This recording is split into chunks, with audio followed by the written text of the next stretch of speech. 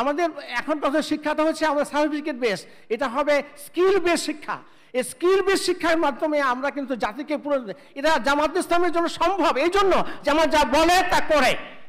আমার মতো আমি নিজেকে উপস্থাপন করছি, আমি সরকারে ছিলাম, আমি সরকারে 1 পয়সা ঘুষ খাইনি আমার জীবন থেকে। আমি মতিউর রহমান নিজামী সাহেবের পিএস ছিলাম, কিন্তু আমরা দেখেছি যে আমরা কিভাবে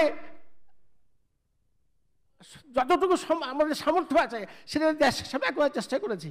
যে আমাদের যে ওয়ার্কফোর্স আছে সেটা যদি সত্যিভাবে কাজে লাগে তাহলে ইকোনমিক স্টেবিলিটি দরকার। মানুষের যে এক্সপেকটেশন, এই জুলাই গণ অভ্যুত্থান মানুষের মধ্যে যেই আশা আকাঙ্ক্ষা প্রেরণা অ্যাসপিরেশন সৃষ্টি করেছে, সেটা আমি বিশ্বাস করি এইটা করার জন্য যে ধরনের ওয়ার্কফোর্স কমিটেড, ডেপুটেড এবং মানে পরকাল এবং দুনিয়াকে সামনে রেখে যারা কাজ করে, যারা দুনিয়ার কোনো স্বার্থের জন্য করে না, তারা কেবলমাত্র আল্লাহ সন্তুষ্টির জন্য, মানুষের কল্যাণের জন্য, দেশের কল্যাণের জন্য তারা কাজ করে।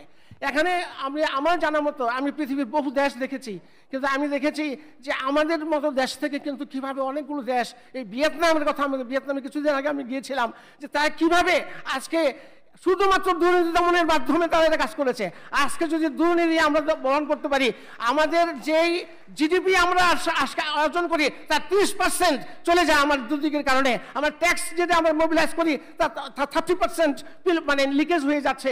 আমাদের প্রকিউরমেন্ট, এই প্রকিউরমেন্ট যদি আমরা ইলেকট্রনিক্যালি করতে পারতাম তাহলে গভর্নমেন্টের স্পেন্ডিংয়ে যে লিকেজ ছিল এটা বন্ধ করতে পারি। এমনিই কিন্তু আমাদের আজকে যে পরিমাণ লোন আছে, আজকে যে পরিমাণ ডেফিসিট আছে, সেই ডেফিসিটকে আমরা উতরিয়ে এই অর্থনীতিকে একটা সুদৃঢ় ভিত্তির উপর দাঁড় করানো যাবে, যেটা দরকার আমাদের জন্য পলিটিক্যাল স্টেবিলিটি।